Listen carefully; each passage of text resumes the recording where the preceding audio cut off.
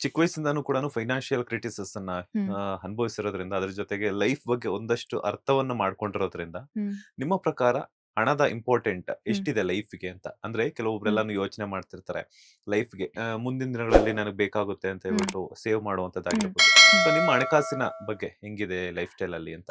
ನಾನು ಅದೇ ಹೇಳಿದ್ನಲ್ಲ, ನನ್ಗೆ ಎಷ್ಟು ಬೇಕು ನಾನು ಅಷ್ಟು ದುಡ್ಕೊಂತೀನಿ. ಸೇವಿಂಗ್ಸ್ ಅಂತೂ ಖಂಡಿತವಾಗ್ಲೂ ಮಾಡ್ಕೊಂತಾ ಇದ್ದೀನಿ. ಹ್ಮ್ ಸೇವಿಂಗ್ಸ್ ಎಲ್ಲರೂ ಮಾಡ್ಕೊಬೇಕು. ಹ್ಮ್ ಇವತ್ತು ನಮ್ಮ ಕೈಯಲ್ಲಿ 1,00,000 ಇದೆ. ಇದೇ 5 ಇಯರ್ಸ್ ಡೌನ್ ದ ಲೈನ್ 1 ರೂಪಾಯಿನೂ ಇರಲ್ವೇನೋ ಹ್ಮ್ ನಮ್ಮ ಹ್ಮ್ ಕೈಯಲ್ಲಿ. ಹ್ಮ್ ಗೊತ್ತಿಲ್ಲ ಟೈಮ್ ಹೆಂಗ್ ಚೇಂಜ್ ಆಗುತ್ತೆ ಅಂತ. ಸೊ ಅನ್ನೆಸೆಸರಿ ವೇಸ್ಟ್ ಮಾಡೋ ಬದಲು ಇವಾಗ SIPs ಇದೆ, ಹ್ಮ್ ಮ್ಯೂಚುವಲ್ ಫಂಡ್ಸ್ ಇದೆ, ಹ್ಮ್ ಶೇರ್ಸ್ ಇದೆ. ಇದರಲ್ಲೂ ತುಂಬಾ ರಿಸ್ಕ್ಗಳಿವೆ. ಹ್ಮ್ ಯೋಚನೆ ಮಾಡ್ಬಿಟ್ಟು ಕ್ಲೀನಾಗಿ ಇನ್ವೆಸ್ಟ್ ಮಾಡಿ. Gold is a very good investment. Hmm ನಾನು ಗೋಲ್ಡ್ ಅಲ್ಲಿ ಇನ್ವೆಸ್ಟ್ ಮಾಡಿದ್ದೀನಿ. ನಾನು ಏನ್ ದುಡಿತೀನಿ ಅದ್ರಲ್ಲೊಂದು ಇವಾಗ ಮನೆ ಕಟ್ಸ್ತಿರೋದ್ರಿಂದ ಅದು ಒಂದು ಇನ್ವೆಸ್ಟ್ಮೆಂಟ್ ಹ್ಮ್ ನನಗೆ. ಹಾಗಾಗಿ ಒಂದು 80% ನನ್ನ ಮನೆಗೆ ಹೋಗುತ್ತೆ. ಹ್ಮ್ ಇನ್ 10% ನನ್ನ ಏನ್ ಹೇಳ್ತಾರೆ ಕಮಿಟ್ಮೆಂಟ್ಸ್ ಅದೇ ಹ್ಮ್ SIP ಹ್ಮ್ ಗಳಾಗಿರ್ಬೋದು, ಮ್ಯೂಚುವಲ್ ಫಂಡ್ಸ್ ಇದಕ್ಕೆಲ್ಲ ಇನ್ವೆಸ್ಟ್ ಮಾಡ್ಕೊಂತೀನಿ. ಇನ್ನು 10% ನನಗೇನ್ ಬೇಕೋ ಇಷ್ಟು. Savings is very important. ನೀವು ಎಷ್ಟು ದುಡಿತೀರಾ ಅನ್ನೋದು ಹ್ಮ್ ಇಂಪಾರ್ಟೆಂಟ್ ಅಲ್ಲ. ಹ್ಮ್ ನೀವು 10 ರೂಪಾಯಿ ದುಡಿದ್ರು ಅದನ್ನ ಹೆಂಗ್ ಸೇವ್ ಮಾಡ್ತೀರಾ ಅನ್ನೋದು ತುಂಬಾ ಇಂಪಾರ್ಟೆಂಟ್ ಆಗುತ್ತೆ. ಹ್ಮ್ ಸೊ ಮನಿ ಇಸ್ ಇಂಪಾರ್ಟೆಂಟ್. ನಾನು ಇಲ್ಲ ಅಂತ ಖಂಡಿತವಾಗ್ಲೂ ಹೇಳಲ್ಲ. ಆದ್ರೆ ದುಡ್ದಿರೋ ದುಡ್ಡನ್ನ ಹೆಂಗ್ ಸೇವ್ ಮಾಡ್ತೀವಿ ಅನ್ನೋದು ತುಂಬಾ ಇಂಪಾರ್ಟೆಂಟ್ ಹ್ಮ್ ಆಗುತ್ತೆ. ಸೊ ನೀವು ಎಷ್ಟು ದುಡ್ಡು ಮಾಡ್ತೀರಾ ಅನ್ನೋದಕ್ಕಿಂತ ಎಷ್ಟು ಸೇವ್ ಮಾಡ್ತೀರಾ ಅನ್ನೋದು ಮ್ಯಾಟರ್ ಆಗೋದು. ಸೊ ಹಾಗಾಗಿ ಸೇವಿಂಗ್ಸ್ ಇಸ್ ಇಂಪಾರ್ಟೆಂಟ್. Okay. ಯಾರಿಗಾದ್ರೂ ಸಾಲ ಕೊಟ್ಟು ಹಾ ಹಣವನ್ನು ಕಳ್ಕೊಂಡಿರೋದಿದ್ಯಾ?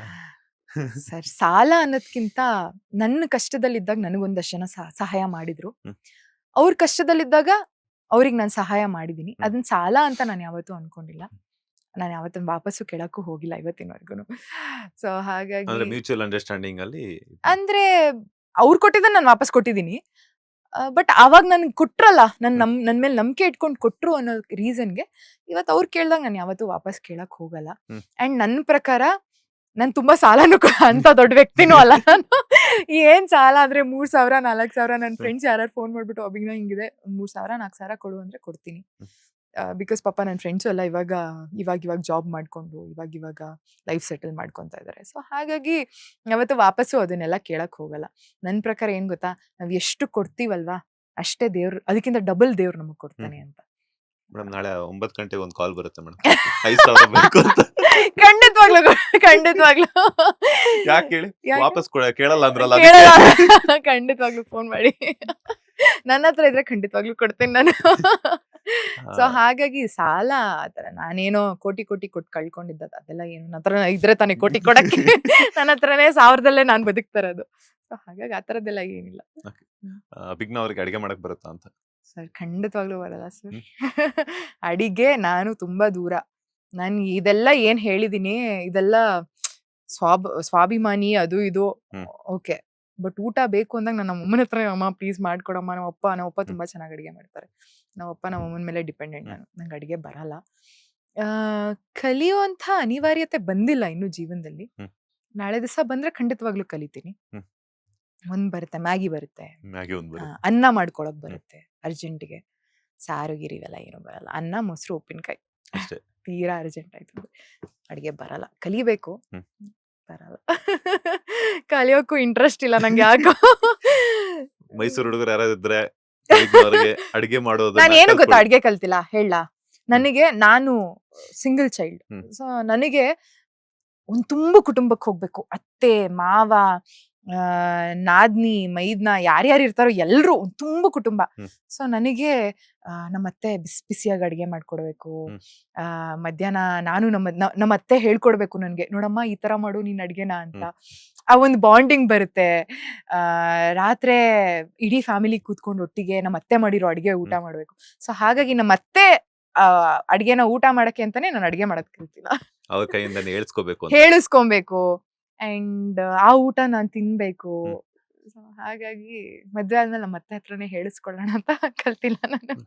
ಎಷ್ಟೋ ಜನರು ನೀವು ಹೇಳಿದ್ರೆ ಆಗ್ಲೇನೆ ದುಬಾರಿ ಹ್ಮ್ ವೆಚ್ಚಗಳನ್ನ ಖರ್ಚು ಮಾಡ್ಬಿಟ್ಟು ದೊಡ್ಡ ದೊಡ್ಡ ಮದುವೆಗಳನ್ನ ಫಂಕ್ಷನ್ ಗಳನ್ನ ಮಾಡ್ತಾರೆ ಅಂತ ಹೇಳ್ಬಿಟ್ಟು ಹ್ಮ್ ಎಷ್ಟೊಂದ್ಸಲ ಊಟದ ಒಂದೊತ್ತು ಹ್ಮ್ ಅನ್ನಕ್ಕಾಗಿ ಎಷ್ಟೋ ಜನ ವೆಯ್ಟ್ ಮಾಡ್ತಿರ್ತಾರೆ ಹ್ಮ್ ಏನಪ್ಪಾ ಇದು ಅಂತ ಹೇಳ್ಬಿಟ್ಟು. ಹ್ಮ್ ಸೊ ಅನ್ನದ ಬೆಲೆ ಬಗ್ಗೆ ಹೇಳೋದಾದ್ರೆ ಹ್ಮ್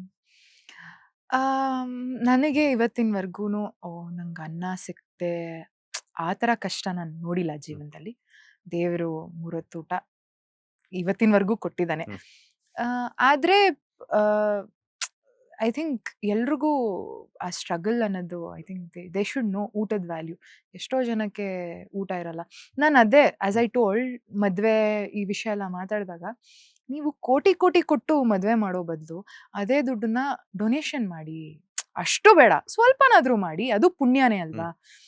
ಈಗ ಬಂದು ಯಾರೋ ಇಷ್ಟ ಇಲ್ದಿರೋ ಹೊಟ್ಟೆಗಿಚ್ಚ ರಿಲೇಟಿವ್ಸ್ಗಳಿಗೆ ಊಟ ಹಾಕೋ ಬದಲು ಹಸ್ಕೊಂಡಿರೋಂಥ ಜೀವಗಳಿಗೆ ಊಟ ಹಾಕಿ. ಸೊ ಅವ್ರೊಂದು ಊಟ ಮಾಡ್ಬೇಕಾರೆ ಯಾರೋ ಇವತ್ತು ಇಷ್ಟು ಚೆನ್ನಾಗಿ ಊಟ ಹಾಕಿದ್ದಾರೆ ಗುರು, ಅವ್ರನ್ನ ನಾವು ನೆನ್ಸ್ಕೊಬೇಕು ಅನ್ಕೊಂತಾರೆ. ಅದೇ ಪುಣ್ಯ ನಮಗೆ. ಈ ದುಬಾರಿ ಮದ್ವೆಗಳಲ್ಲಿ ನಾವು ನೋಡ್ತೀವಿ ಹೆಂಗ್ ಊಟ ಬಿಸಾಕಿರ್ತಾರೆ, ಅರ್ಧಂಬರ್ಧ ತಿಂದು ಬಿಸಾಕಿರ್ತಾರೆ. ಸೊ ಇದ್ರ ಬದಲು ಅದೇ ದುಡ್ಡು, ಸ್ವಲ್ಪ ದುಡ್ಡನ್ನ ಎಲ್ಲೋ ಅನಾಥಾಶ್ರಮಕ್ಕೋ ವೃದ್ಧಾಶ್ರಮಕ್ಕೋ ಅಥವಾ ಒಂದಷ್ಟು ಬಡ ಮಕ್ಳನ್ನ ಕರೆಸಿ ಅವ್ರಿಗೆ ಊಟ ಹಾಕ್ಸೋದ್ರಿಂದ ಆ ಪುಣ್ಯ ನಮಗೆ ಎಷ್ಟು ಬರುತ್ತೆ. ಸೊ ಐ ಥಿಂಕ್ ಅನ್ನಪೂರ್ಣೆ ಸದಾಪೂರ್ಣೆ. ಸೊ ಊಟದ ಬೆಲೆ ಪ್ರತಿಯೊಂದು ವ್ಯಕ್ತಿಗೂ ಗೊತ್ತಿರಬೇಕು. ಎಷ್ಟೊಂದ್ಸಲ ನಮ್ ಬಿಸಿ ಶೆಡ್ಯೂಲ್ ಇಂದ ಆಗಿರ್ಬೋದು, ಶೂಟಿಂಗ್ ಟೈಮಲ್ಲಿ ಆಗಿರ್ಬೋದು, ಬಾಕ್ಸ್ ಇದ್ರೂ ಕೂಡ ತಿನ್ನಕ್ಕಾಗಲ್ಲ. ಅಂಡ್ ನಾನು ಅನ್ನದ ಋಣ ತುಂಬಾ ನಂಬ್ತೀನಿ. ನಾನು ಇವತ್ತು ಹೋಗಿ ಇಲ್ಲಿ ಊಟ ಮಾಡಬೇಕು ಆ ಅಕ್ಕಿ ಮೇಲೆ ನನ್ನ ಹೆಸರು ಬರ್ದಿದೆ ಅಂದ್ರೆ ಖಂಡಿತವಾಗ್ಲೂ ಅದು ನನಗೆ ಸಲ್ಬೇಕಾಗಿರೋದು ಅನ್ನೋ ಒಂದು ಮೆಂಟಾಲಿಟಿ ಇದೆ ನನಗೆ. ಸೊ ಹಾಗಾಗಿ ನನ್ನ ಜೀವನದಲ್ಲಿ ನನ್ನ ತುಂಬಾ ಕಡೆ ನಂಗೆ ಅನ್ನದ ಋಣ ಸಿಕ್ಕಿದೆ. ನಾನು ಸೋಲೋ ಟ್ರಿಪ್ಸ್ ಎಲ್ಲ ಮಾಡ್ತಾ ಇರ್ತೀನಲ್ವಾ, ಯಾರ್ದೋ ಮನೆಗೆ ಹೋಗ್ತೀನಿ, ಎಲ್ಲೋ ಊಟ ಮಾಡ್ತೀನಿ, ಪ್ರೀತಿಯಿಂದ ಊಟ ಹಾಕ್ತಾರೆ ನನಗೆ. ಸೊ ನನ್ಗದು ತುಂಬಾ ಇದೆ. ಊಟ ವೇಸ್ಟ್ ಮಾಡಬಾರ್ದು. ನಾನು ಇವಾಗ್ಲೂ ಅಷ್ಟೇ, ಎಷ್ಟಾಗುತ್ತೋ ನಾನು ಒಂದ್ಸತಿ ಬಿಡ್ತೀನಿ, ಎಷ್ಟಾಗುತ್ತೋ ಅಷ್ಟು ತಟ್ಟೆಲಿ ಇರೋದ್ ಖಾಲಿ ಮಾಡ್ಬೇಕನ್ನೋದು ತಲೆಯಲ್ಲಿದೆ. ಮಾತಾಡ್ತಾ ಹೇಳ್ತಾ ಇದ್ರಿ ನೀವು ಅನ್ನೋದ್ ಋಣದ ಬಗ್ಗೆ ಅಂತ ಹೇಳ್ಬಿಟ್ಟು. ಕೆಲವೊಬ್ಬರೆಲ್ಲಾನು ಕೊಟ್ಟರು ಕೂಡ ತಗೊಳ್ಳೋಂಥದ್ದಕ್ಕೆ ಯೋಚನೆ ಮಾಡ್ತಾರೆ. ಹೌದು, ಖಂಡಿತವಾಗ್ಲು ಗೊತ್ತಿರಲ್ಲ ಏನ್ ಮಾಡ್ತೀರಾ ಅಂದ್ರೆ. You should know to distinguish ಯಾವುದು ಸರಿ ಯಾವುದು ತಪ್ಪು ಅನ್ನೋದು.